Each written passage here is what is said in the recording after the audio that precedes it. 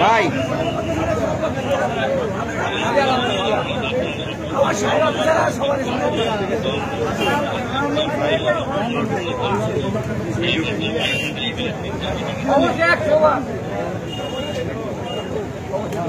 ভাই এদিকে army retired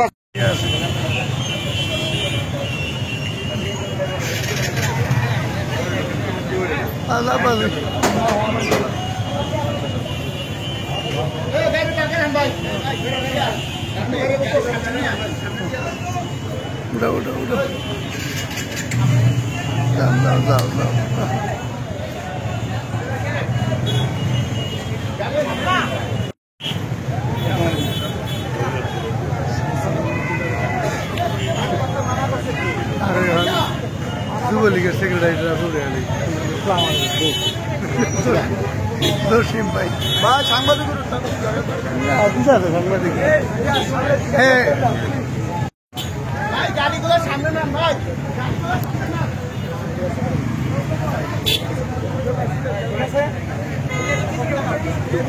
সোহেলে কই সোহেলে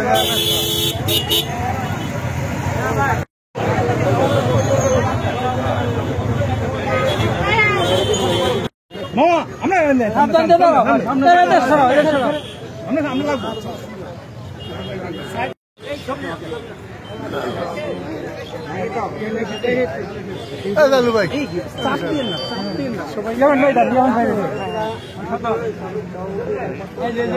না না কই জানি না ঠিক নাই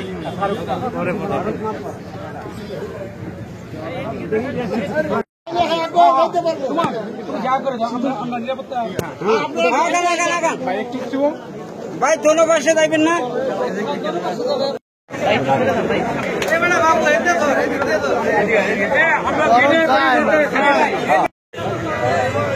মামুন ভাই একটু ঘোরেন আমরা উড়াই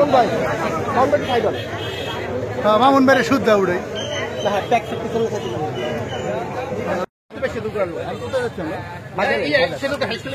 না কি সঙ্গে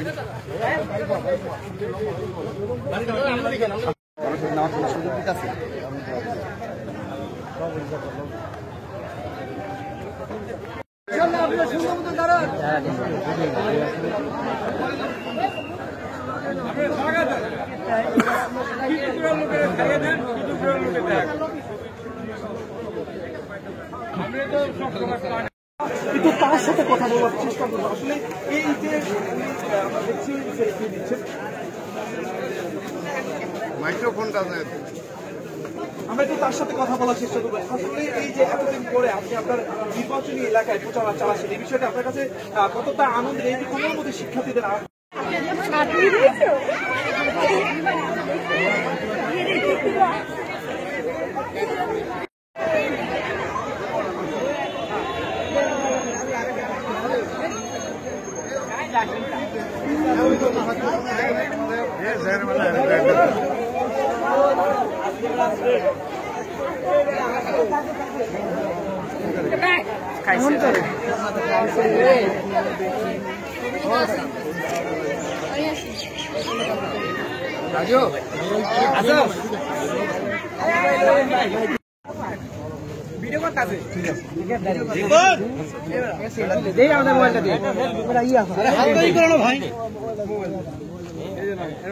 কাকা একটু আইতারবেন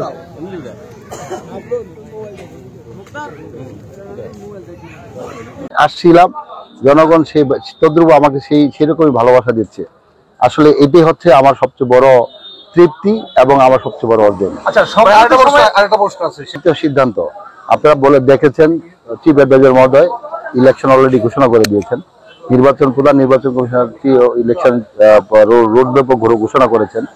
ডিসেম্বরের ফার্স্ট উইকে ইলেকশনের তফসিল ঘোষণা হবে সুতরাং এখানে তো আর প্রশ্নই আসে না অন্য কোনো কিছু। আচ্ছা সম্প্রতি সময় আমরা দেখতে পাচ্ছি এয়ারপোর্টে আসলে প্রথম কথা হলো পিআর পদ্ধতিটা এখন ফেক হয়ে গেছে এখন এটা নিয়ে আর কথা হচ্ছে না কারণ এটা জনসম্পৃক্ততা যারা চাচ্ছিল তারা জনসম্পৃক্ততা করতে পারেনি আর যে সমস্ত জায়গায় অগ্নিকাণ্ড হচ্ছে, আমি এটা স্বাভাবিক অগ্নিকাণ্ড বলবো না, কারণ একটা আন্তর্জাতিক এয়ারপোর্টে এইভাবে অগ্নিকাণ্ড হওয়ার কোনো সুযোগ নাই। তাহলে বিষয়টা ইলেকশন সহ অনেক কিছু এটার সাথে জড়িত হইতে পারে, যদি জড়িত হয় আর কি। যেহেতু দেশে একটা বিভিন্ন অপরাধী যারা, তাদের বিচার প্রক্রিয়া চলছে, সুতরাং এখানে ওইসব প্রক্রিয়াকে বাধাগ্রস্ত করার জন্য, ইলেকশন প্রক্রিয়াকে ব্যাহত করার জন্য এটা একটা তাদের একটা ব্যর্থ চেষ্টা হতে পারে।